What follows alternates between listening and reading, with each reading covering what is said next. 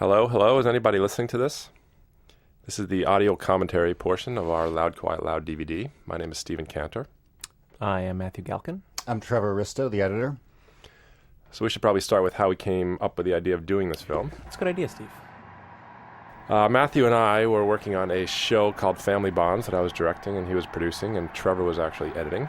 And Matthew and I are both big Pixies fans going back to our early days. And our first reaction was, oh my God, the Pixies are getting back together. We got to get tickets.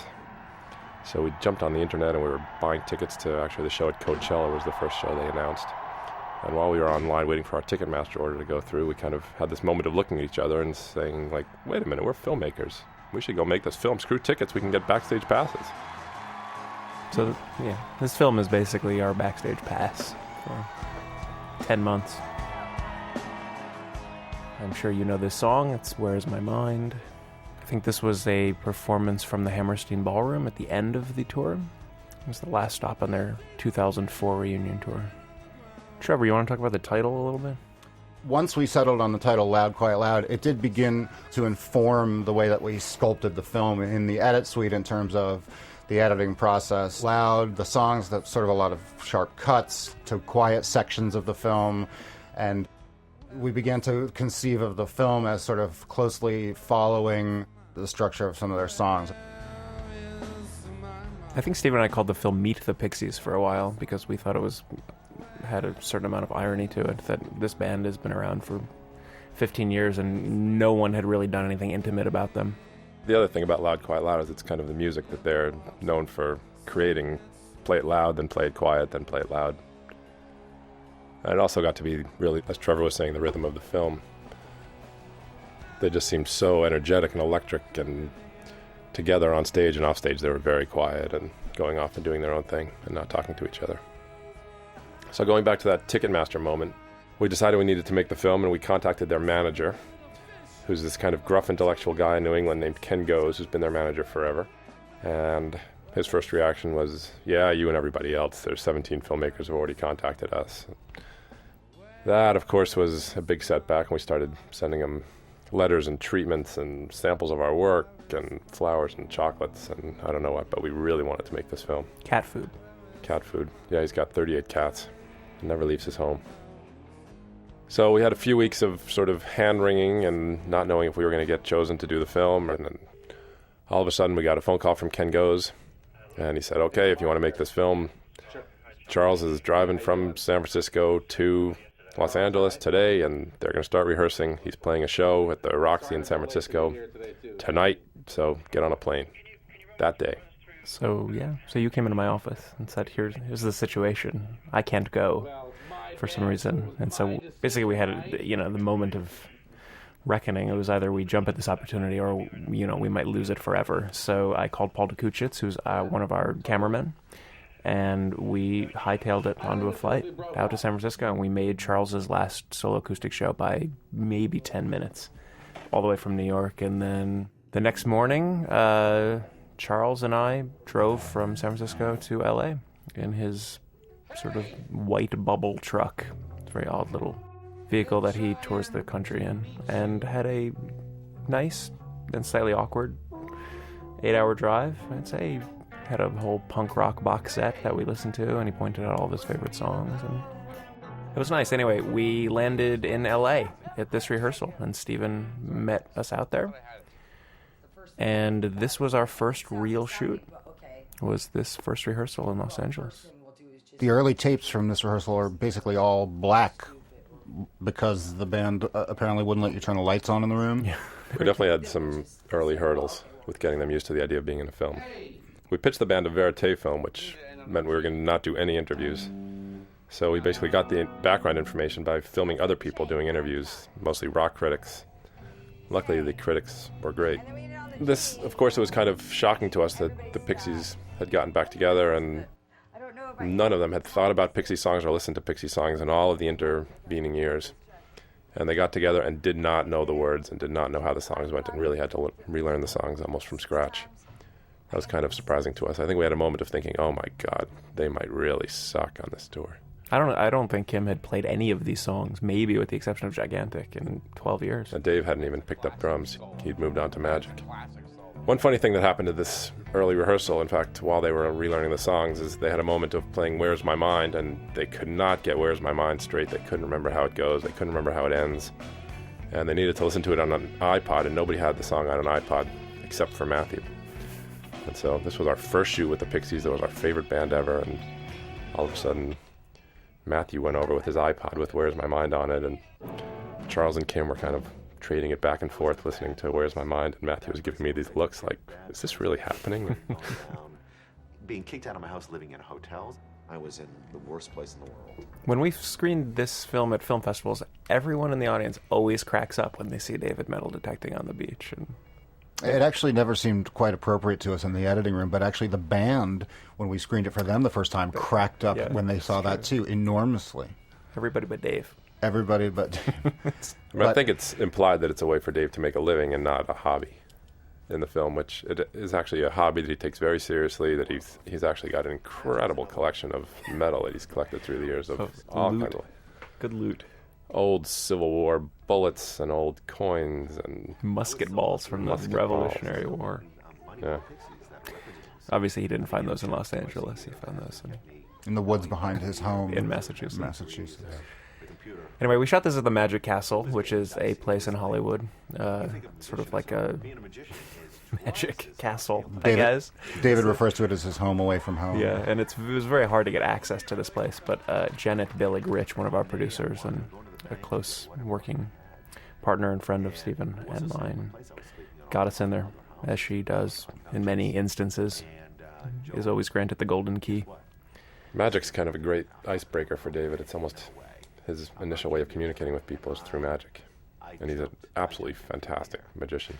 He's a truly unbelievable magician, and if we were making a longer film, I'm sure we would have included quite a bit more of his magic, his card tricks, because they're impressive. And similarly, Joey is a really great composer.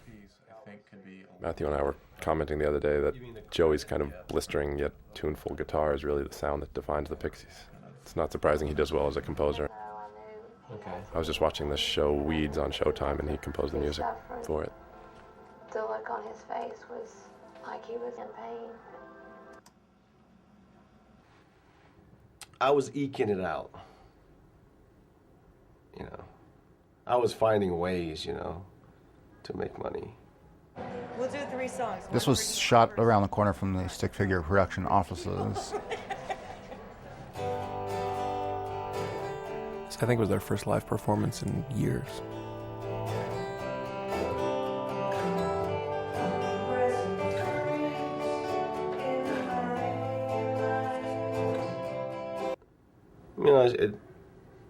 It couldn't have come at a better time, the reunion. This is one of our first shoots. Stephen and I and Paul DeKuchitz went to visit the OBGYN of Joey and Linda. This is actually before we really knew any of them. I think it was the day after that first rehearsal in Los Angeles. And they were nice enough to let us in. Yeah. That's a baby. Baby.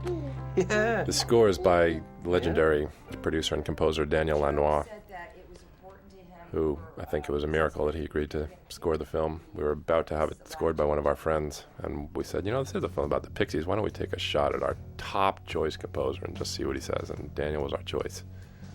And again, the odds seemed so long when you first brought that up. The odds seemed impossible. And I think actually when you first mentioned to me that you were going to go out to him to suggest it, I do believe that I thought you were joking. Yeah, it seemed almost unthinkable, but we took a shot. And again, Janet Billig-Rich, she used to manage Nirvana and all these great bands, and she seems to know everyone in the music industry. She said, "Oh yeah, I know Dan. I'll just give him a call." And she gave him a call, and he watched the film, and then he was supposed to call me for a weekend, and I sat around my house all day. Every time the phone would ring, I'd leap up and run to the phone, and it was never him. And finally, on Monday or Tuesday, he called and said, "Yeah, I like the film. Let's do it." That was a very exciting moment. All this stuff needs to be on the floor. So Kim Deal, actually, since the Pixies broke up, she is the one who was most successful. She formed the Breeders, and I think with the song Cannonball went to #1, and Breeders had a very successful run, making her, I think, the most ambivalent about a Pixies reunion. She also had quite a sort of comfortable, homey life here in Ohio with her parents. Very, very family-oriented. She and Kelly are extremely close.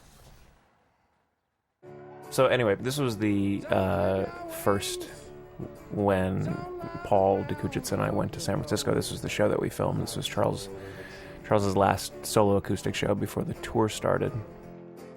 And he played a fair amount of Pixie songs, I think, as a warm-up. And, you know, as is usually the case, they were the ones that were greeted with the most applause. He was making jokes about it during the show.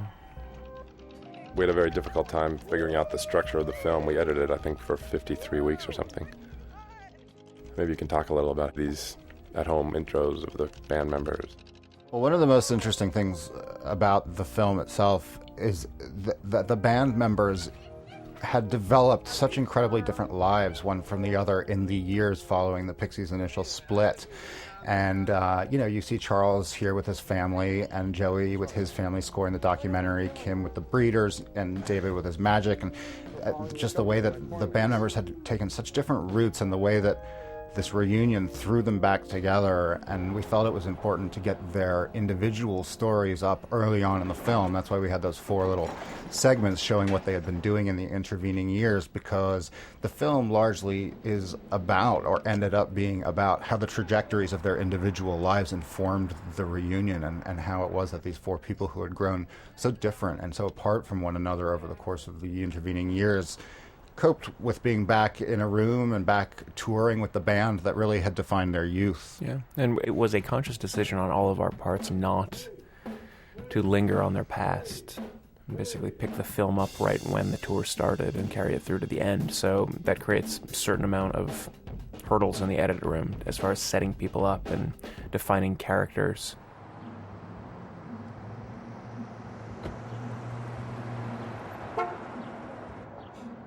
This was their first gig. It was a tiny club in Minnesota. We were shocked. It was just like a bar. 800 people. I should also say this footage here that we're watching right now, it's footage that Kelly is actually shooting with a little home camera that she was kind enough to let us use in our edit.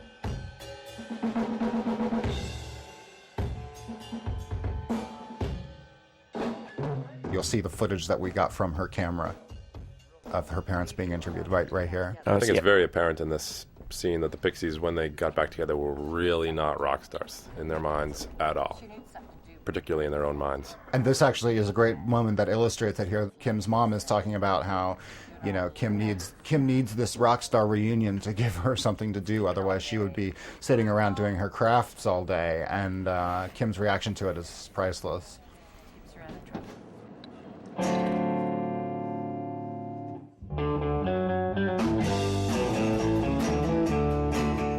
Anyway, this club was a hole in the wall. They were genuinely nervous. When this type of thing happening with Charles knocking over the microphone stand, like, I think they were genuinely concerned about how their shows were going to go. And it seemed like a reasonable concern at the time. At this moment in time, it wasn't at all apparent that the tour would be the success that it was, and we used that little thing in the mic stand falling over, obviously, to show that their concerns and apprehensions were legitimate, and that they didn't know how it would turn out. Yeah. Well, that said, the initial demand for tickets was insane, and the people were lined up outside that club in Minneapolis for days. It was apparent from the beginning that the demand for tickets and that the demand for the reunion was incredibly high, but what was not immediately apparent was whether or not the band would meet that demand and would reward those fans with great performances. So this scene I actually remember vividly, sitting in the Pixies hotel, waiting, knowing that it was the day before their first show, and waiting for them to give me a call saying it's okay to come in the room. I wasn't sure if they were together or in their own rooms. I couldn't get anyone to answer their phones. I think they were really nervous. And I was sitting with Paul in the hotel for hours and hours, drinking iced teas and eating peanuts and hoping someone was going to call. And Kelly, once again, Kelly was kind of our fearless collaborator who had access and could kind of get us in all the nooks and crannies. And she called and said, okay, guys, you can come up to the room right now. And we zoomed up and got there just in time for them to capture this scene. To toast their first gig. They're wondering what they should toast to. Don't screw up. Don't screw up is the suggestion. Toast to Don't Screw Up. And again, that speaks to their concerns that they will be able to pull it off. Yeah. And then walked from their hotel to the gig. I think that these moments in Minneapolis are probably some of the most genuine, as far as the four of them in a room together, just being emotionally open to one another. I think after this point, they sort of start to retreat. And interestingly enough, this very first show, they're picking up the tour on this warm-up tour, probably closest to the way they left it off, which is to say, playing these mid-sized venues. You know, they weren't selling out huge stadiums back when they first split up. I think that feeling that I was talking about of, I can't believe we're in this situation. I think this was another one of those situations. By around show 30 or 40 on the tour, I'd say it started to wear off, but this was definitely a moment for Matthew and I. There's a line here that's tough to pick out of the mix. It's interesting. Charles says right here, "All right, I'm going to puke." I don't know if it's that apparent to you can hear it under the mix, but that is what he says when he's about to take the stage for the first time in front of an audience as a member of the Pixies. And this is a guy that's been performing for 21 years or so, 20 years. This was really exhilarating. This Matthew and Paul, that's Paul right there with the camera. This is the loudest crowd I've ever heard, and there were only 800 people in the club. It was deafening. Matthew and Paul were in the front row, and I was standing on stage with the Pixies. I felt like the fifth member of the band or something.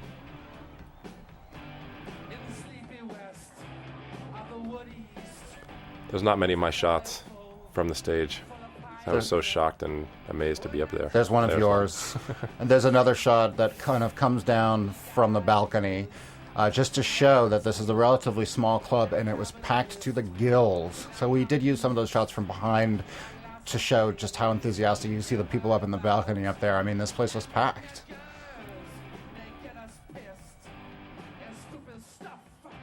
The tickets for this show were going on eBay for something like $300 or $400 or $500. There was actually some great footage that, for whatever reason, didn't end up making it in there, of the fans that had been queuing up outside the venue for 24 hours or more, waiting to get good seats or to get good vantage point. There was a company called Disc Live that was recording the show live and then selling the CDs as they went out the door, and they sold every CD they could burn. And in fact, there's a kid outside this venue who was interviewed on camera saying that he had pre-ordered every CD from the entire tour, and that I don't remember what the amount of money that he had to pay was for the pre-order, but that's just a small indication of the level of fanaticism that this band's fans feel towards them. Guys with Pixies tattoos in Minneapolis. I saw a couple of those. There's the other shot there, Steve. Nice work, Steve. Very, very nice. Yeah. I got one. Yeah, but they really clicked it in on this first show. They really did, and this particular song is such a crowd pleaser. I came to realize after watching the footage from dozens of shows that there are a few songs that always get the crowd moving, and this is definitely one of them. It was always the intention of all of us to use the song UMass, because we knew they were playing UMass towards the end of the tour, so we said, okay, well, that's a given. We'll just play UMass at UMass, and this ended up being just a far better performance, and it just captures the sort of pure energy of that moment much better than the performance that UMass did. So that's one of our Loud, Quiet, Loud moments comes up. In fact, every time the songs end, there's a sort of Loud, Quiet, Loud moment where they're just rocking on stage and the crowd's going crazy and they seem to have this amazing electricity and chemistry, and all of a sudden you go backstage and they're backstage, there's no alcohol, they're very quiet and human, they're almost like anti-rock stars or something. And again, that mirrors the structure of the songs, where you can get a very quiet first verse, very quiet introduction to the song, and suddenly it explodes into this wall of sound in the chorus. Loud, quiet, loud. So here's backstage, it's just them. That's all non-alcoholic beer. Were you? Yeah. You must have been. This was actually a much more animated backstage than we normally experienced with them. I think they were genuinely excited by the response and by how good they sounded. I bet that'll go away after a couple weeks. Just shake it out too. Yeah. I've got blisters on my fingers. You mentioned I bleed towards the end. I had glanced at this guy, and I just thought, oh my God, you're a ripper. Oh, wow. It's one of my favorite moments in the film. Yeah, Steven insisted, actually, I remember, that moment make it in there because he thought that Kim's blisters were a fitting physical manifestation of their sort of lack of practice and also the scars that they were going to get by going back on the road. Whoa, that's heady. Yeah. Did you think that, Steve? No. Thanks, Trevor. He made me sound smart. I just like the moment when Charles says, "Oh, Kim," because I think it actually, you can see there's this history between the two of them. It's like two old friends. It's a great line. But just for a little bit of background, we were all very conscious of not making a behind the music piece here. We really wanted, the Pixies are kind of shrouded in mystery, and we did not want to be the people that peeled away all the mystery. So from the outset, we really discussed keeping the film almost feeling like a Pixies song or something. All their songs are mysterious also. You can't really quite ever tell what they're talking about. That's right, and actually this montage here that gets us through the warm-up tour was originally set to the song Wave of Mutilation, and it felt really celebratory, and it felt sort of like a hagiography instead of a documentary, and I think Matthew nixed that idea. Nice word, though. Hagiography. Thank you. I just thought Caribou was a little more evocative of a song. And also, I think that you thought correctly that Wave of Mutilation made the warm-up tour, the very early stages of the tour, feel like this grand celebration of success, when in fact it wasn't yet clear that that was the case, that that's what was happening. Although what was happening in the beginning is they were, I think, being apart for 12 years had made some of the wounds heal, and at the very beginning they were much more communicative and kind of excited about being on the road again and being together and talking to each other a lot more. And as this tour went on, the non-communication between them grew, and almost to a shocking extent, where they would just hang out in their hotel rooms, not talk to each other all day long. That's right. You could hear a pin drop backstage at certain shows. And we were paying for this film by ourselves, and there would be times we'd be on the road and have our sound guy and our camera guy and our hotel expenses and our travel expenses, and the Pixies would be hanging in their hotel rooms by themselves. We would not know what to shoot. It made us really have to think out of the box in a lot of cases.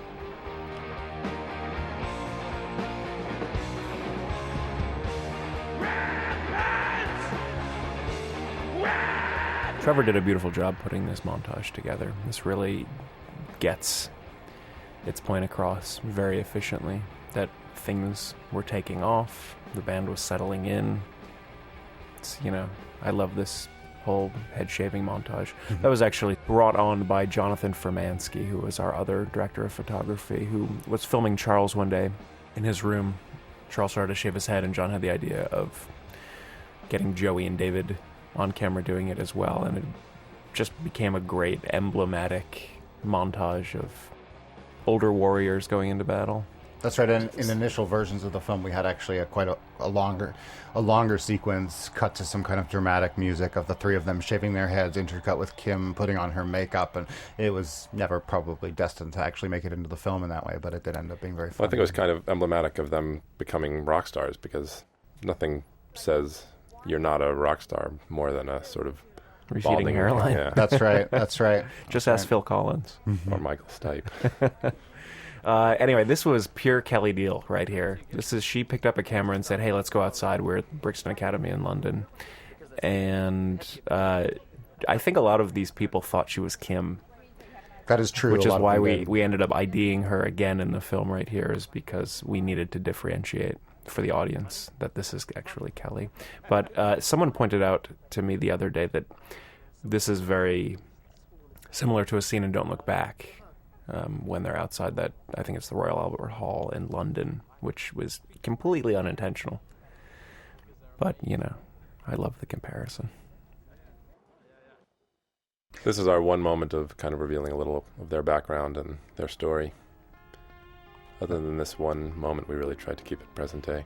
We did this really for people who are uninitiated into the Pixies' history. And it's really just the bare minimum information that you need in order to understand the rest of the film. The very first cut of this film was a chronological, straight verite version, and it was about 4 hours long, and it was so boring that Stephen and I couldn't even get through it, and we directed the film, and we had to stop Trevor at about hour 2.5, I think, and just say, okay, this isn't working. So we had to go back and concede a couple of things. One was, we need the barest minimum of past Pixies information. It was funny because going into that cut, we were really excited. We were like, oh, we have so much good stuff, and let's just do a 4-hour Pixies movie. It's going to be awesome. Yeah, it's not true. It was, slow movies are slow movies, and they're, this one was painfully, glacially slow. And also, going back to what Stephen was saying earlier about how the band had a difficult time communicating with one another, that they would be so electric on stage, and then off stage they would be quite quiet and reserved and separated from one another. And that also presented an enormous challenge in the editing room for all three of us as we were trying to conceive of how to make this film and the direction to take it, because at first we didn't know how to make a film about people that didn't speak to one another. Without relying on obvious documentary techniques like interviews where they say, well, we don't talk to each other. And we do have a line in here where Charles says we don't talk to each other that much, but that's more of it's still a verite moment. I mean, he's being interviewed by somebody else. Right, or, a third party, a record company executive or a Rolling Stone writer being interviewed saying, oh, the Pixies were really great and influential. I mean, we wanted to tell the story of the tour, not exactly the backstory or history of the band. That's probably been done on VH1 a number of times. We wanted to tell the story of this tour. So actually, the fact that they did have a difficult time communicating with one another as individuals did become in itself a story worth telling, and I think a story that we did try to tell. And also, as it happened over the course of the tour, they did become more communicative with one another, and that was a very interesting story and a very interesting thing to see develop. The way to tell that story was to really embrace these quiet moments. Not until the end do they become a little more communicative. That's right. Yeah, but, it's funny. I think a lot of the lack of communication comes from the fact that there's not really a band at the heart of these four people anymore. I mean, these were four people that did get together. A lot of the dynamics were still there, but they got together for a specific reason, And they say that it was money, but I think over the course of the tour, that morphed into something else. It became a sort of redemption for all of them. Absolutely. But the lack of communication, I think, is just because they are just four middle-aged, very, very different people, and I think they've gotten more different as they've gotten older, because this shared experience that they had when they were all 21 years old is, 12 years in the past now. Yeah, you said that there wasn't really a band at the heart of these four people. That is, I think there is a lot of truth in that. There were four people that showed up to do their job. That's exactly right. However, I will say that as the tour progressed, and certainly when they hit the stage at Hammerstein at the end of the tour, I felt as if that had changed a bit. Yeah. Well, they were just so successful, and they were so embraced by their fans, and it seemed like there could possibly be a future together. I think certainly for Dave, Joey, and Charles, they'd kind of rediscovered their swagger. That's right. The rock and roll swagger, I think.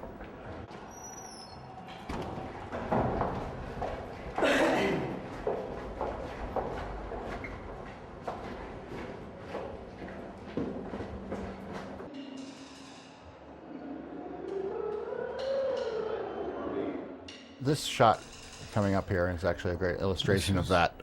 If you wonder what causes a group of four disjointed individuals to rediscover their rock and roll swagger, all you have to do is look right here. This was done by Jonathan Formansky. Certainly one of the most startling images in the film, I think. The crowds at Brixton were amazing. They had a true hero's welcome in London. It was the fastest selling shows in Brixton Academy history, and if you don't know anything about Brixton Academy, it's got quite a storied history. Every band you could think of has played there.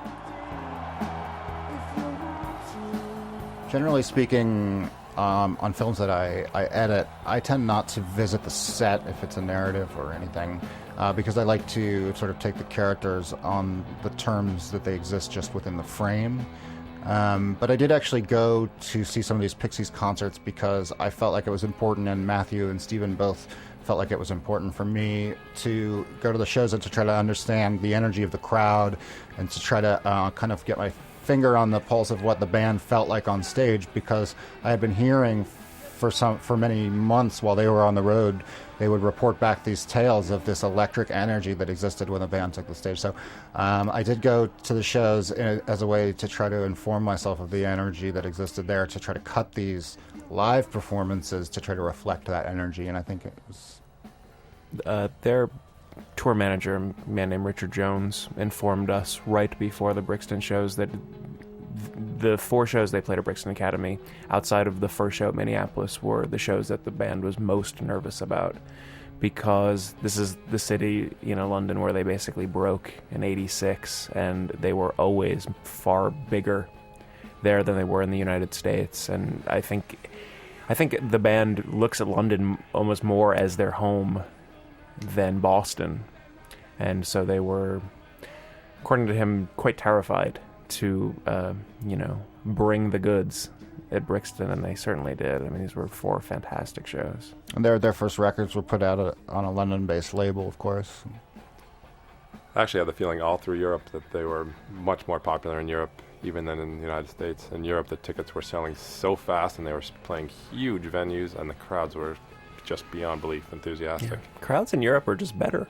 I was slightly disappointed with American crowds, and even when we went to Canada and crowds in Montreal, they were just more vocal. Yeah, I find that true of concerts that I've been to all over the world, that the crowds in crowds abroad are not afraid to have fun. Yeah. They really are not afraid, even if they're in their middle 30s, to jump up and down like madmen. Some of the venues there are more conducive to it also. They just have huge open arenas. There's actually a great shot of this beautiful venue right here. So gorgeous. And Brixton has a beautiful proscenium. Here's a loud, quiet, loud moment. They played a show in Atlanta where they actually had seats. Everyone was sitting. It's kind of like a theater. Yeah. It felt like a strange place for them. And they don't move around a whole lot on stage, so it really is all about the sound and the music. And that's not because they're getting older. They never have moved around much on stage. People used to, constantly joke, even when they were 23 years old, that they just didn't move. Yeah. And they used to just barrel through their set list as fast as they possibly could, no breaks during songs. Charles did this thing on this tour, but he used to do it all the time when they were, originally playing. He would just fuck around with the set list. He would alphabetize it or play it backwards or whatever, and about midway through the tour, he started to... he would do a set list before the show, and then, unbeknownst to the rest of the members of the band, he would just sort of throw it out and start calling out songs during the show. And he was also very concerned about his voice. He really wanted to make sure his voice was properly warmed up and in good shape for the entire tour. He hadn't sung that, screamed to this level for years, and so he would do this this vocal warm-up, which got embedded in our heads. He did it so much we'd always be backstage with him, and he would do the same vocal warm-up over and over again. This was the one we decided to use in the film because he did this funny self-help thing, which I think he was goofing around here. Goofing on Jonathan Formansky, again, the shooter who captured this footage. This was a real turning point. This was a real turning point for us as far as the filmmakers, because this was really the first time that Charles let us in and gave us the real access that we so wanted. I mean, by this point, this is only about a month into the tour, but at this point, we were sort of kept at arm's length because he didn't really trust us. But Jonathan got in there, and it was great. And from that point on, it was pretty open. This is Charles doing a card trick for David. Basically taking the piss out of David. Right. It's pretty funny. And we were debating whether to put this in the film because it didn't have a real narrative logic, at least initially, but I think it sits quite well in the film. It's a different view on the 3 of them backstage. Well, David was becoming increasingly withdrawn at this point, and I think everyone didn't quite know why. And as it turns out, his father had very severe cancer, which would ultimately be terminal. I think everyone was kind of subconsciously trying to cheer him up. I gotta keep working on it. You have the presentation down.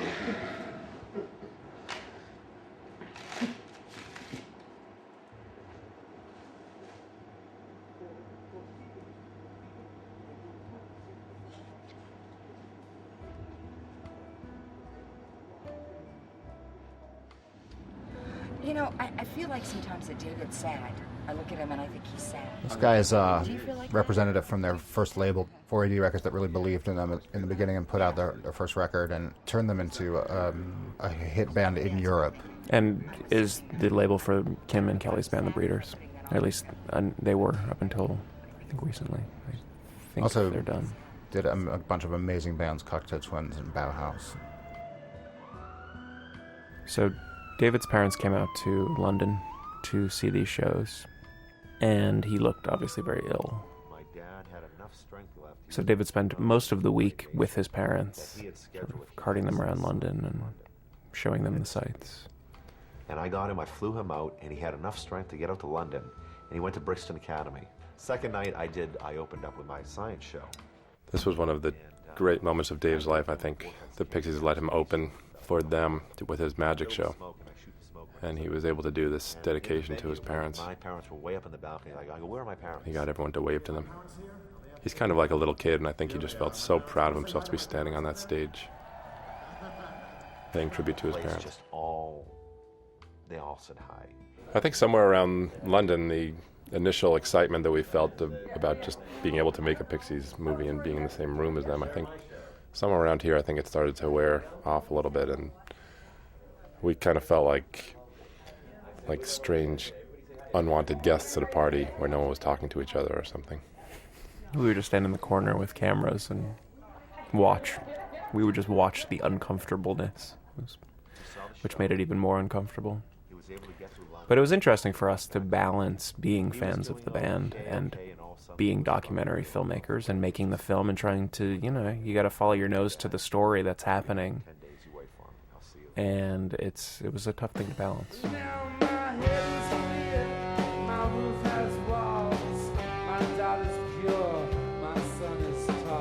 This song we used to illustrate Dave's mood because his drumming just seems so somber and strange while he drums. He's kind of hunched over, and he almost looks like he collapses at the end of the song, almost as if the song's taken so much out of him. It's very evocative lighting, too. It just seemed to work mood-wise. In the film, it was served to evoke Dave's mood, and I've always in the back of my mind kind of regretted that the lyrics are Nimrod's son, because we certainly didn't mean to make any comment on Dave being, or Dave's father being a Nimrod. Although Nimrod is actually the name of, that's a proper name. But I know what you mean. I know a man named Nimrod, and I'm not kidding. I'm not kidding. I really know a guy named Nimrod. Is he British? He is American. I think his parents must have been not happy about having a baby. Maybe he was named something else and they dropped him on his head and they decided to call him Nimrod after that. And Don, it was the last day flying back. I got the call from my mom that he passed away. And I was just finished the last show, going back to Boston to see him. So Dave, I think largely because of his father, was kind of falling off the rocks here, falling increasingly into substance abuse, and Kim was trying to stay sober. That really added to the tension between the band members. Started drinking, but we respected Kim. It was supposed to be a dry backstage, so he doesn't imbibe, but he may ingest. You're not supposed to drink, but you might pop something in your mouth, is the idea. It wasn't so much that Kim was trying to stay sober. It was just that these were the very strictly enforced rules at the beginning of the tour, that there was just to be no monkey business backstage. No drinking, specifically. Right. He's taking pills, and it's just not good. See, I don't imbibe, but I may ingest. That's a little joke.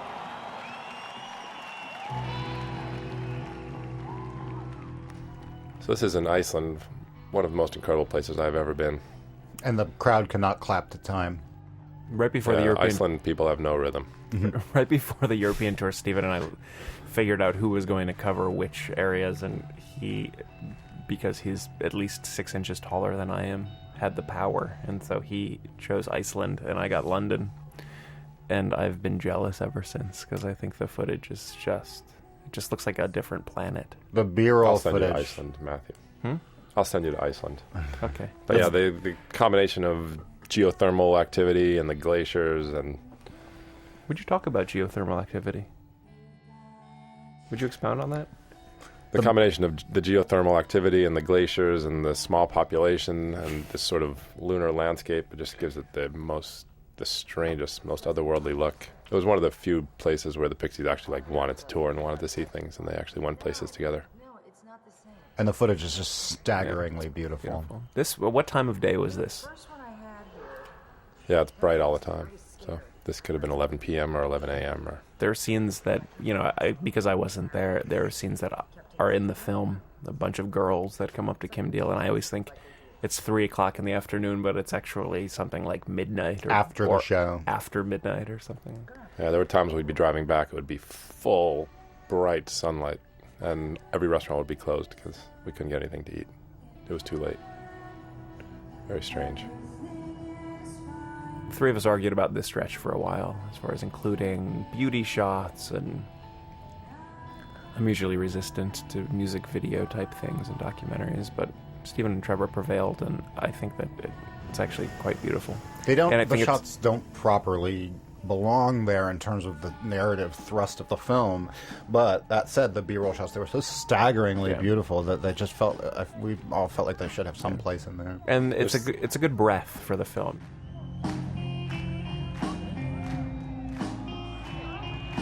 I just always thought it was kind of chilling to see Kim being so utterly human in her day-to-day life and see the way those girls react to her. Like a god. Just falling all over themselves and having them sign her arm and thinking she is the greatest thing ever.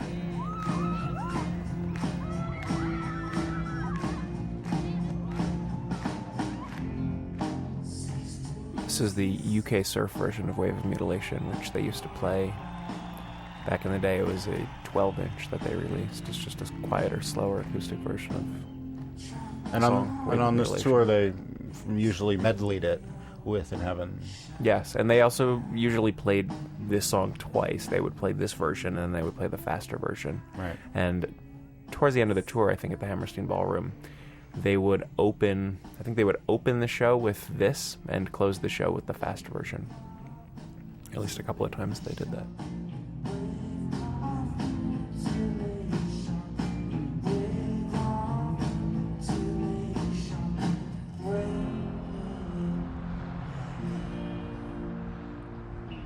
This is a lot of people's favorite shot in the movie, this whole sequence. I actually got asked in a Q&A at a film festival what was the purpose of the burning car, to which I responded it became sort of a metaphor for something. I couldn't quite figure out what it was, but I think as tensions in the band were growing, the burning car became symbolic of that. What is this church? Where did you guys find this? It looks so small. It looks like it has the lowest ceiling. This was something that never, ever happened. Kim and Charles going on a tour together. This only happened in Iceland because it was just such a striking place. You mean going on like a little walk together? Like being tourists. What is Charles playing here, actually? He's playing In Heaven. He's playing In Heaven. So we were walking in Iceland through the strange landscape and getting a tour from our tour guide, and there was a church in the distance, and they went in and found that little pipe organ. This scene conveys an enormously important piece of information, and the dialogue was really quite low, and the coverage was quite sketchy, and it seemed like maybe there would be a better opportunity to get this information in the film, that Charles' girlfriend had become pregnant, but he just never talked about it again. He told his bandmates here one time, and so we were left with no other choice but to try to use this scene, and it's a great scene. It's just difficult to put together. It's emblematic of how he communicates. I mean, it's kind of an amazing moment to see Charles telling Kim that his girlfriend is pregnant for the first time. He's about to have his first kid of his own. And he mentions it almost in passing. Yeah. It's a sort of a throwaway.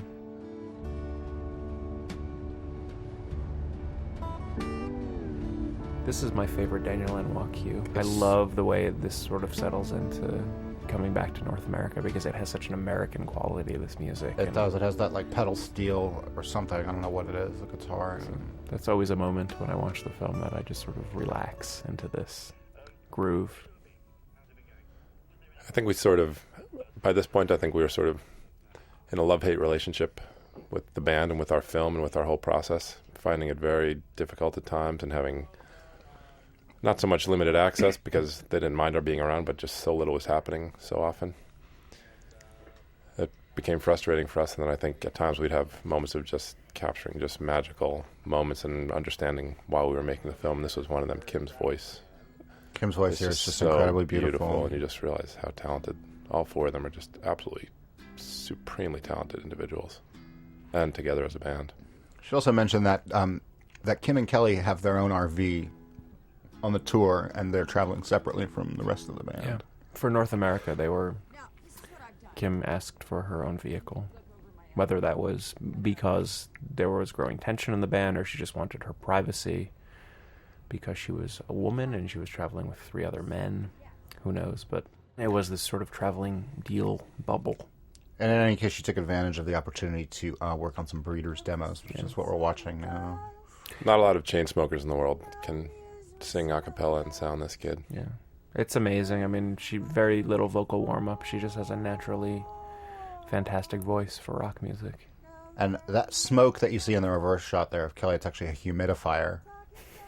It's actually the RV on fire. Going back to what Stephen was saying about having a love-hate relationship and, not knowing always what kind of footage we were capturing. And certainly being on the tour, it often did not feel like we were getting very intimate stuff.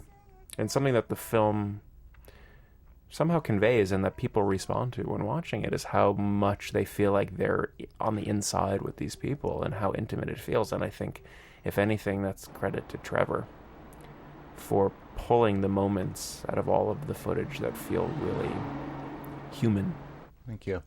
Sort of along that line, we were also asked once at a film festival, I think one of the more intelligent questions that we were asked in a Q&A session was, how did we choose which stories to tell? Because we did have hundreds of hours worth of footage, and we could have told any number of stories about the band, and how do we choose to tell these stories? And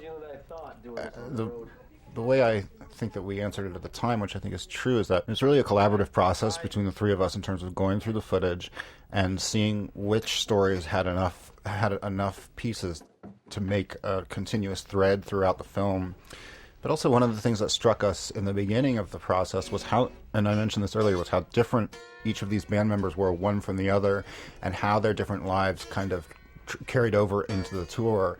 And I think like that informed a lot of our decision in terms of which stories to tell, because we did tell the stories of these band members as individuals and how they followed their own dreams and followed their own aspirations, but also worked together as a band. And I think to that end, with that in mind, we were able to choose a lot of the scenes that related to those particular trajectories. And at the same time, we could step back and look at it from a large perspective, and there was almost a natural 3-act structure to it where they started off really kind of excited, and then things kind of got progressively worse and worse and worse, and then hit a real low point, and then towards the end they kind of rebounded a little. So loud, right. Quiet, loud, if you will.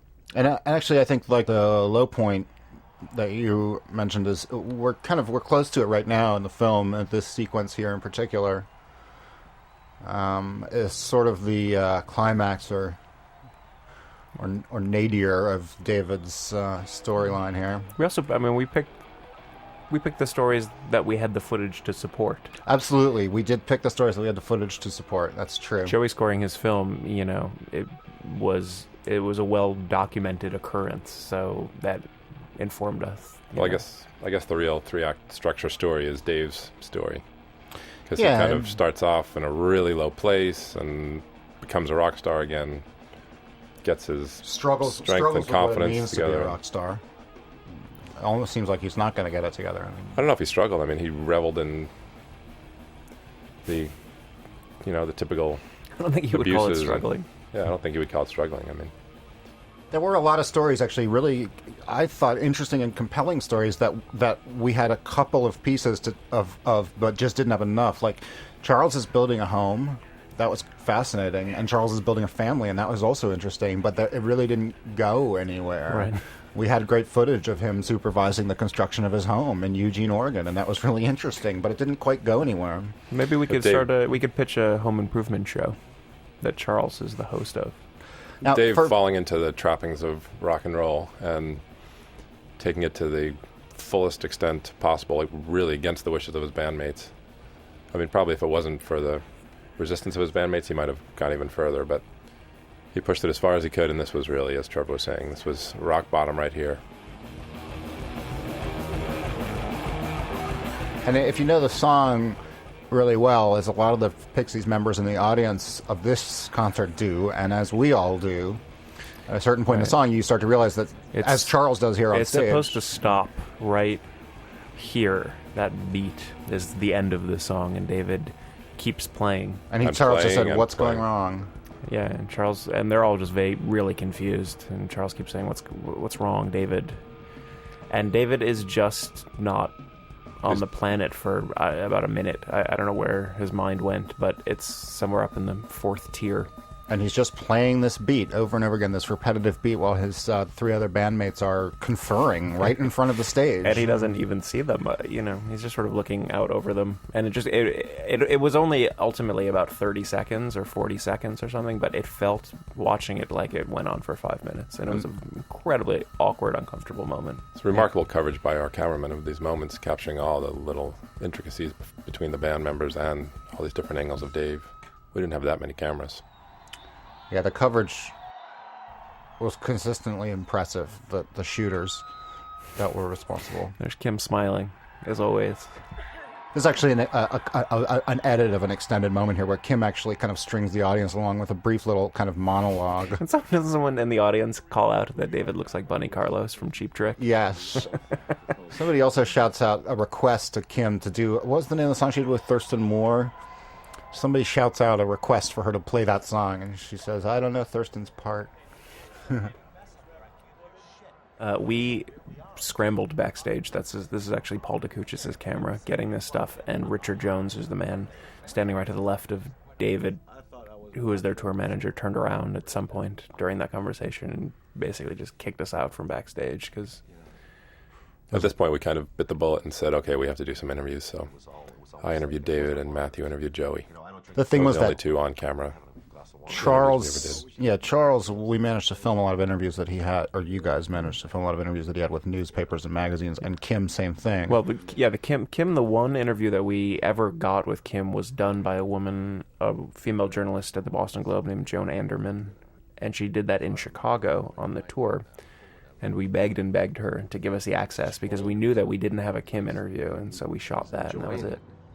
But it was enough.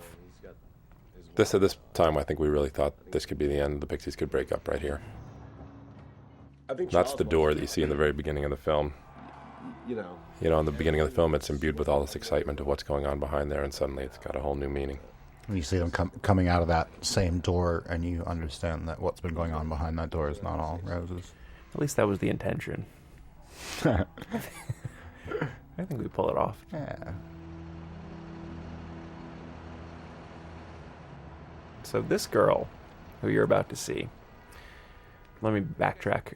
Early one morning, their first day in Chicago, we decided to go to the venue to film the load-in because the Aragon Ballroom has this sort of bizarre load-in, which is up on the third floor of the building, so they have to truck all of the gear up on a huge crane. So their road manager said that's a good thing to film, so we did. And while we were there, our associate producer, Matt Lynch, was walking outside. I think he went outside to have a cigarette, and he saw these two girls sitting there. They were the only people in the alley, and it was about 8 o'clock in the morning or something like that. And he came back in and he said, "You should go talk to these girls." And so we went outside and struck up a conversation with these two girls who were, they just wanted to be the first people in line at the first Chicago show.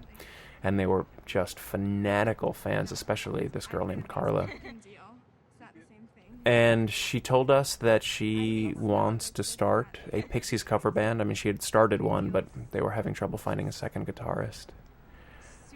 So we sort of prodded her about maybe getting a band practice together while we were going to be in Chicago. We were there for a couple of days, and she ended up doing it. And we went to her mother's basement and filmed the band practice. And you know, if you've already sat through the film, you'll know the payoff at the end. But she became the symbol of fanatical young Pixies fans. And that was the thing that shocked Stephen and I constantly during this tour, was that she's only 15 years old, and she knew every word to every song. And we thought at the beginning of the tour that it was going to be 40-year-old balding record store clerks, you know, reliving their glory days. But I'd say more than half the crowd was they were kids. And they were kids that were fanatical Pixies fans. And that's almost exclusively because of Kurt Cobain's, you know, plugging of the band and Tom York's plugging of the band. Is that moment staged when she gives her the pick? No, absolutely not. It was just, she was there every night in the exact same position. She wanted to be under Kim's feet. So she could choose. She was always first, so she could choose any position. Exactly. Every day she was first. Actually, the day that we filmed the band practice, she was worried that she wouldn't be the first one in line. So she begged us if we could just make sure that she got into the front row. And so again, under Kim? Yeah, she just wanted to be in that. That was the last night. And so So she went to every Chicago date? Everyone. It's another instance of the band just sitting in their hotel rooms and being by themselves, and there's only so much of that you can film. And our being forced to think outside the box, and Matthew having the wherewithal to go to the venue and find this girl. I think she did become emblematic of the fans' experience.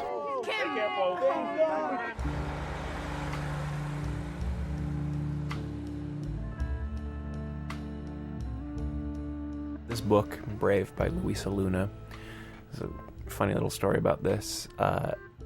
Mikola Beardsley, who dealt with our rights and clearances on this movie, reached out to her because we needed to clear this book. And we sent the writer a copy of the film, and she watched it, and she really enjoyed the film, and she was really touched by this whole passing of the book from Carla to Kim. And so she took it upon herself to send Carla a new copy of the book, which Carla got and, you know, loved. I mean, this whole experience for Carla has been sort of sent from the heavens. She actually wrote her college essay on this experience and got into DePaul University and is going in the fall. At the very beginning of our experience, Charles took me out to breakfast and gave me this big speech about, listen, we're really trusting you, don't make us look fat. When we got to Iceland, he didn't want us to shoot him in the hot springs because he didn't want us to see him without a shirt on. And kind of as the tour went on and as his confidence grew, he became much more comfortable with it, and the next thing you know, he rarely had his shirt on. As evidenced by this footage. And in case anybody wonders whether or not you actually had access on the road. That's it. There's the proof.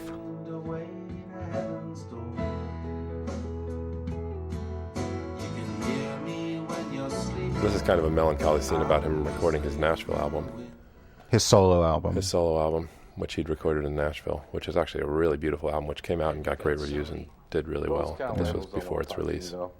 Any big label. Okay. Well, then I would say your best choice is New West of all that you have right now. I think once they heard this record, they would say, okay. And I guess at the end of the day, I don't care that much. Well, as he says in the interview, just immediately preceding this, he says, everything I do as a solo artist will be overshadowed by this other band called the Pixies.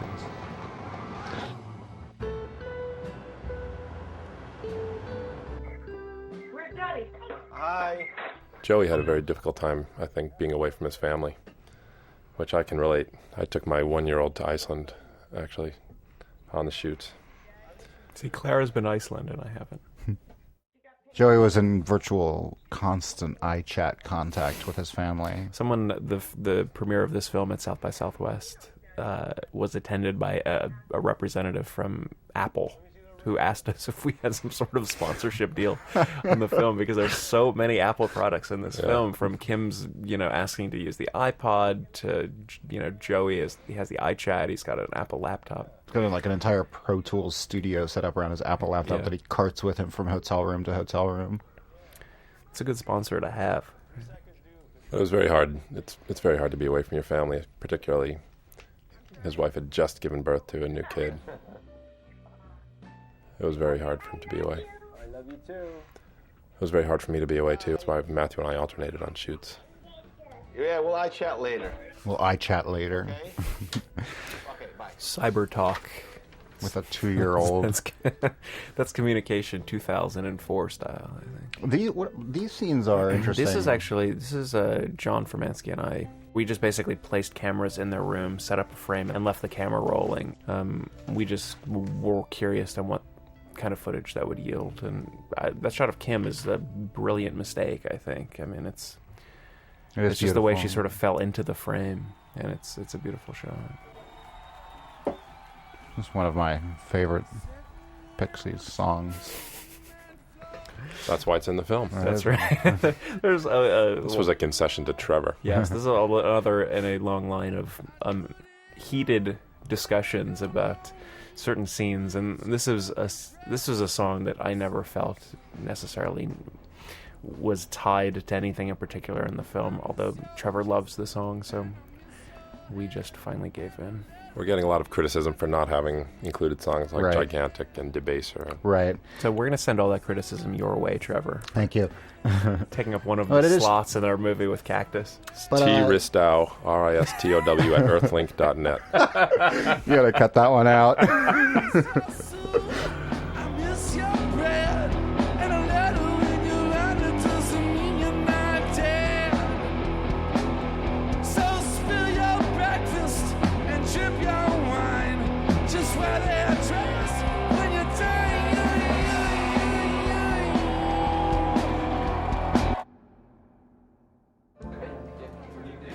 This is actually, this was outside, Stephen, where was this? Atlanta? Or Houston, maybe? This was outside Atlanta, yeah. This is, to me, another example of the Pixies sort of becoming slightly more isolated from their fans and just sort of getting worn down by the road.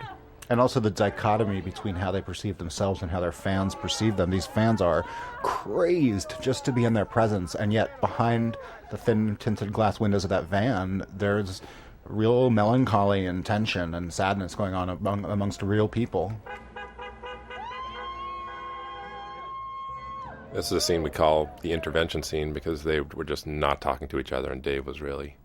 He was falling off the cliff. And cracking jokes about doing drugs.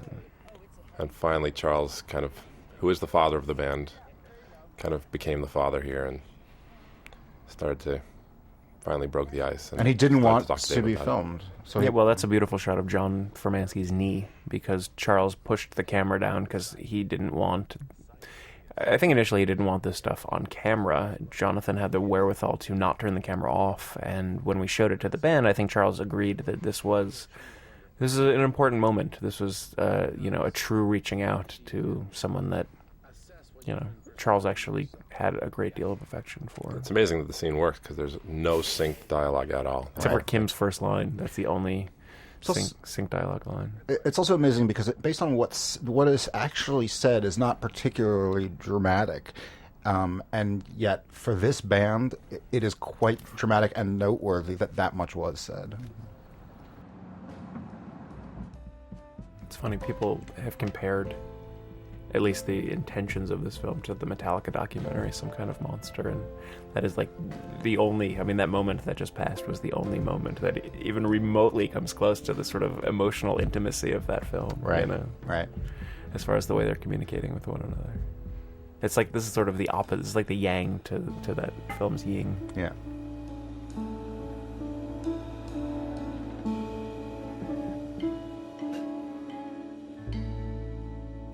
Dave did curtail his substance abuse for the duration of the tour. And to this day, has really cut back significantly. This section is Matt Galkin's brainchild, The New Morning in America. I think we all felt at this moment that the film needed a mood shift, sort of hinting at a resolution that was going to be coming up, and this was a very late addition into the film, actually, and I think, once again, Daniel Lanois' score just really drives it home. And this section that indicates or that represents that sort of change in gears or change in tone, it's not artificial. It mirrors or parallels the actual events of the tour. One more, and we're done. This aquarium scene is actually in New Orleans. You can imagine what's happened to the aquarium that was on the water in the wake of Hurricane Katrina. It's a sad story. I think Charles, having become the father of the band, was now more open to our filming his being a father to his family, and had told us that he'd be going to the aquarium, and we arranged for access to film there. Just so you know, this is like... You're not gonna do it with me? This is me showing you how much I love you. That's his stepson, Julian. They've got a really wonderful relationship with each other. And at this point, Violet is probably about 5 months pregnant. Just go for it. Just live. I'm Charles to help me. Should I help you? Okay, I'll help you.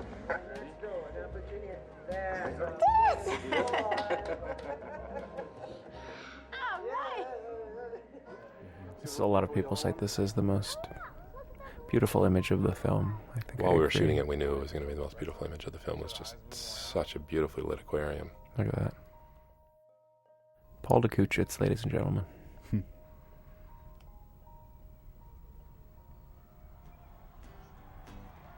Just want to mention at this point that a lot of these live songs were cut by our wonderful, talented, and indispensable associate editor, Christina Fontana. It was originally planned that she would pre-cut them and hand them over to me for finishing, but I found that the pre-cut versions that I got were finished in and of themselves, and a lot of her work made it in here untouched. This is the song Vamos, which actually, as they played on tour, in fact, as the tour went on, they just played extended versions of the song where Joey would do a blistering guitar solo that went on and on and on. And in the long version of the cut that we were talking about, we played the entire version of Vamos, and it actually stayed in the film for quite a while towards our final cuts. I think in the back of our mind, we always knew it wouldn't last. Yeah, this was the best, I think, guitar solo that was captured on the road. And actually, right when around the beginning of the process, we were looking on the fan forums to try to kind of get a sense of what the fans were really excited about, try to get a sense of maybe what could go into the film. And time again, I was noticing that the fans were consistently interested in discussing the minutia of Joey's guitar solos during Vamos. Which strings did he break? What did he use to strike the strings? Was he on the left side or the right side of the stage? Which pedals did he use? Which combination of effects? It was truly obsessive, and so I think we decided fairly early on to put in a guitar solo from Vamos. Eventually it did get trimmed down to become part of a montage of Joey finishing the score of the film. But ultimately we decided to be slaves to telling the best story possible, and we had to compress time. We weren't making a film that was for the Pixies fanatics, but to really make the best film possible. That's right. And also screw those guys. We compressed Vamos and incorporated Joey's finishing scoring his film, and in fact Joey's scoring his documentary, including the other members of the band. There you saw Charles helping out with a ukulele. And you've already seen Kim contributing vocals. But interestingly enough, the score that Joey was working on the tour was actually the only recorded music that all 4 members of the Pixies contributed to. Well, I guess they did the demo for Shrek, but for a long time.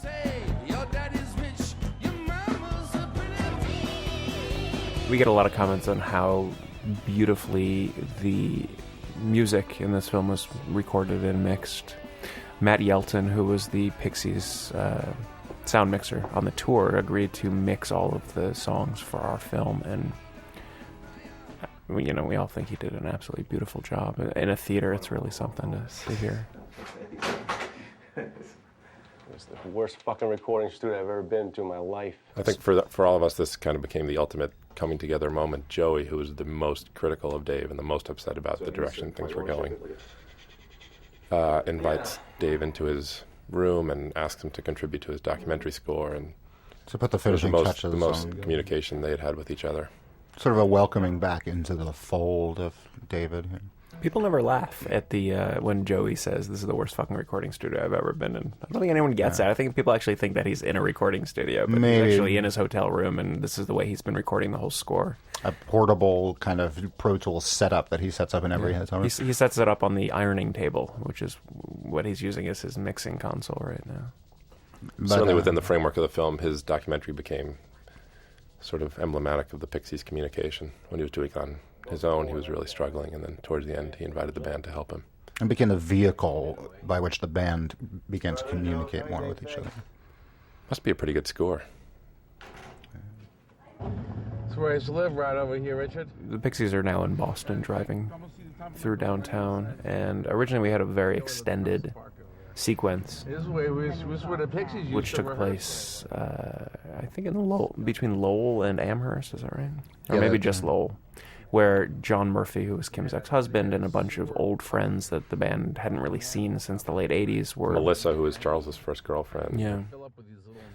They all showed up at a show, and there's an extended backstage scene where there was, they went through a lot of old Pixies paraphernalia and old recordings of the band, and it's a really beautiful scene, but we realized towards the end of this process that that scene was either all or nothing. It's like we either are there for 15 minutes or it just needs to be removed, and we ended up making that tough choice of taking it out of the film for the sake of the overall pacing of the film, because at this point I think we all felt like we need to be hurtling towards our resolution. But it is a good sequence. Hopefully some of you out there will get to see that one day. This is kind of an intimate moment. It always gets a big laugh at the screenings. Kelly asked Kim if it's her first jaunt to New York City sober, and she says, after thinking about it, she says, yes, it is. You can just imagine how many times she's been to New York through the years. And that's her first trip ever to New York City sober. It's actually typical Deal Sisters interaction, where it's actually a very important and intimate moment, but they discuss it with each other, leavened with a healthy dose of humor.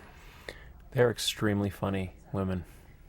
Extremely funny, and they have this sense of humor between the two of them. They just riff off each other in this way that only sisters can.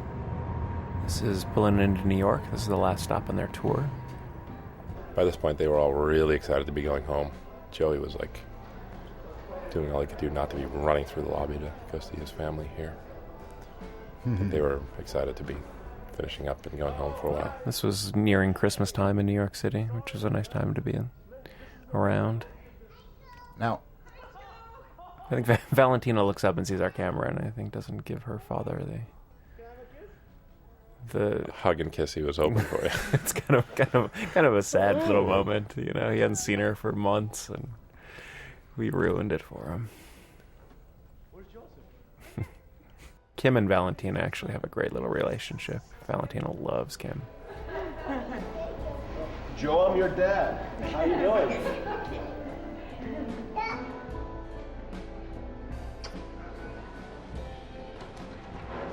This guy, Austin Skaggs, ended up being really great and cooperating with us, but he didn't even know what he was walking into. I mean, we basically were filming Charles, and he just showed up to do this interview, and we slapped a mic on him and threw him in the room, and it worked. I mean, this ended up being a very fruitful scene. And I mean, I personally think that this is probably the most honest, emotional interview that we've seen Charles give in the entire film.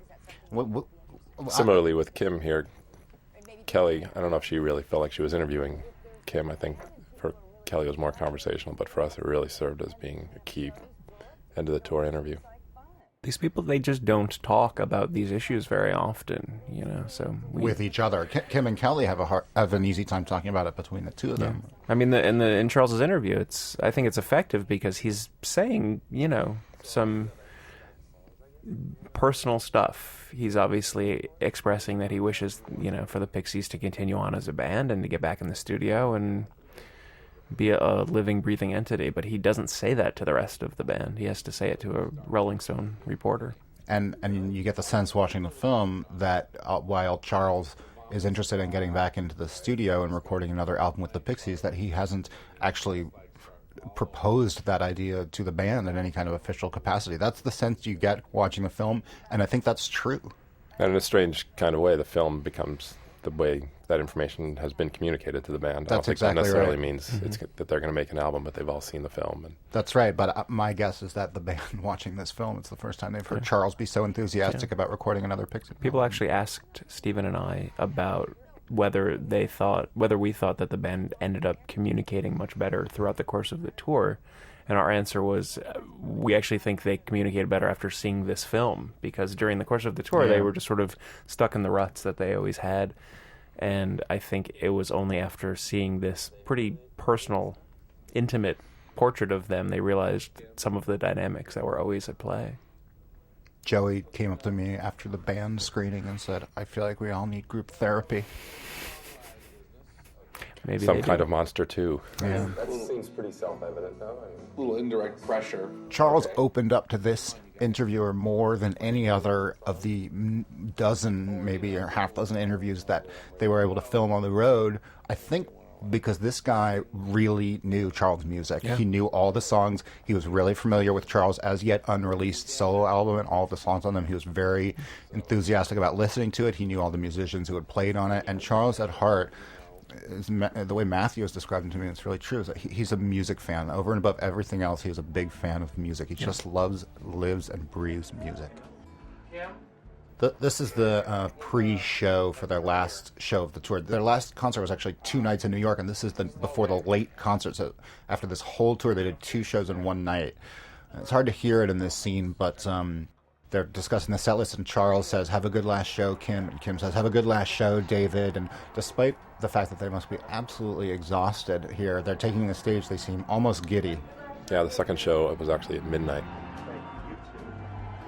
And this is Jonathan Formansky following them and then having the wherewithal to let them walk out of frame. This is one of my favorite shots in the film. And was actually a little bit of a late comer to the film. Yeah. Again, it used to just go straight into the song, and Matthew said, I think, in the editing suite, we're just lacking some kind of dramatic moment where they take the stage for the final show of the tour. And we went back scoured through the tapes, and found that shot that had been unlocked. So I don't know if you remember, but in the early rehearsal, they struggle through Hey. This is the one that Kim has to go listen to on our iPod. And they do such an incredible version of it here at the end. We decided to end on that to sort of show that they'd completely come full circle and come together as a band. It seemed at first to me a strange choice to end the movie on this particular song, because it's not gigantic and it's not Here Comes Your Man, but it was pointed out to me that it was very soulful song and triumphant in many ways. Well, it has the wonderful lyric, "We're chained," as the chorus, and I think they increasingly got to understand that their place in rock history is with each other and that they're really chained together. And to illustrate that point, this is the only moment that we chose to use old footage of the band. I mean, I think it really hammers home this idea that these people have been on this journey together for, basically 20 years. And they're all looking, younger, happier back then. But it came full circle, this whole experience. And also, I think, to one degree or another, after the Pixies split and they all went their separate directions, each of the band members struggled a lot in their creative lives. And when the band got back together, I think that they realized, and certainly we all as observers realized, that this band was more than just the sum of its parts, that these 4 individuals were never better than when they were together performing as the Pixies. It's strange things with a lot of bands. The egos kind of outgrow the band and everyone thinks they can go make it as solo artists. But very rarely, I think, do the solo artists outshine the magic of the band. When that band chemistry works, there's nothing like it.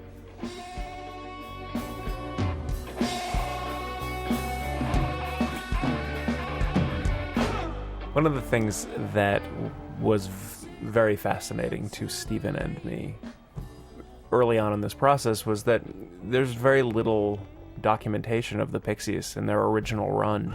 I mean, there was almost no video footage, very few still photos, and for such a heavily influential band to be so underdocumented was fascinating to us. I think it's made us feel some pressure in making the film that this is the definitive Pixies documentary. In all likelihood, they will not continue as a band. I don't think they'll be recording any new material. I think the tour will come to an end. Right now they're about to go play Eastern Europe, but I think that could be the end.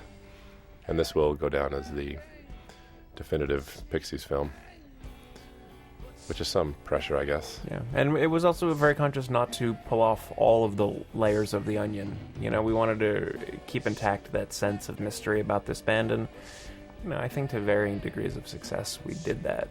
That we don't explain everything there is to know about this band. It's more of an observational portrait of four people, and that was certainly our intention from the beginning.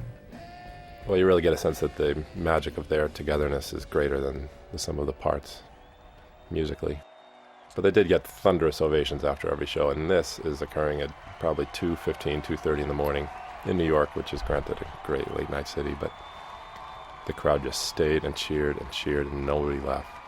I think at the end of the tour, I mean, you and I watched, 60 or 70 Pixie shows. I think this was the best show I have ever seen them play, and that was the last show of the tour, the midnight show, and it was just flawless. They just kept getting better. They just had it down. By the end of the tour, they were just the consummate professionals. My father was sitting with your soon-to-be wife at this show. Your father was wearing a tuxedo. Wearing a tuxedo, because he'd just come from his office party. My father became a Pixies fan in the making of this film. I think he had never experienced something so electric and energetic before, while wearing a tuxedo. Well, he did see Peter, Paul, and Mary in their heyday. When they went electric, right?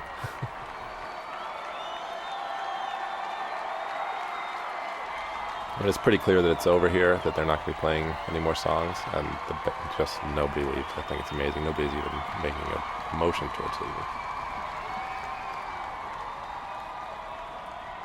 And our last loud, quiet moment of the film is right there. So this was the payoff we were talking about before.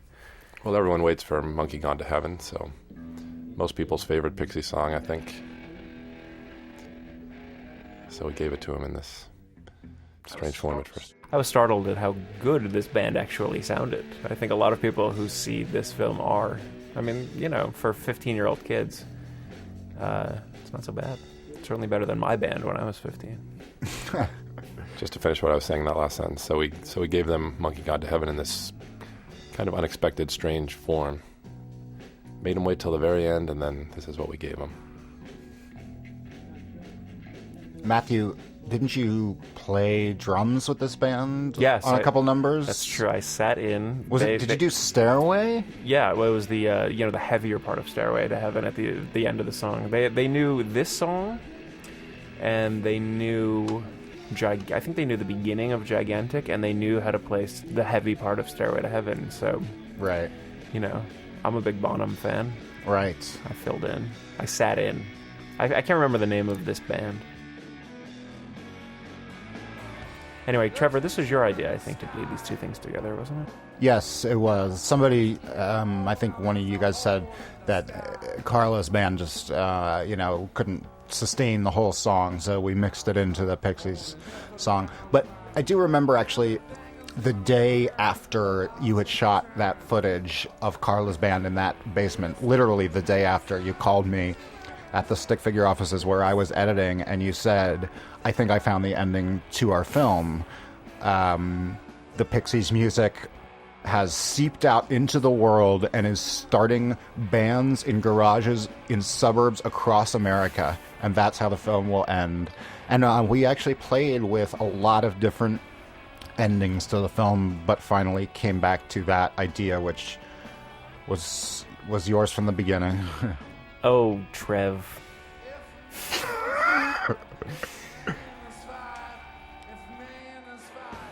People did this on every venue. Yeah. some every reason. venue, every night, people all did this hand thing. But going back to the Basements of America thing, it was so funny about that band was that they know 2 songs, Pixies and Led Zeppelin. It's like that basically shows you that the Pixies have now entered the pantheon of uber successful rock bands. Well, we've managed to talk over the entire film. I don't know if anyone's stuck with us through the end. On my past director's commentaries, I've given my email address and said if you listened all the way through, you should send me an email, so I'll do that again here. It's info@stickfigureproductions.com. If you listened all the way through, let me know. I'd be impressed.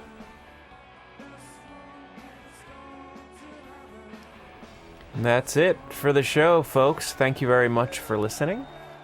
And here, just at the very end, we have this nice shot of Joey. That's a natural shot. He just disappears into the black. As do we.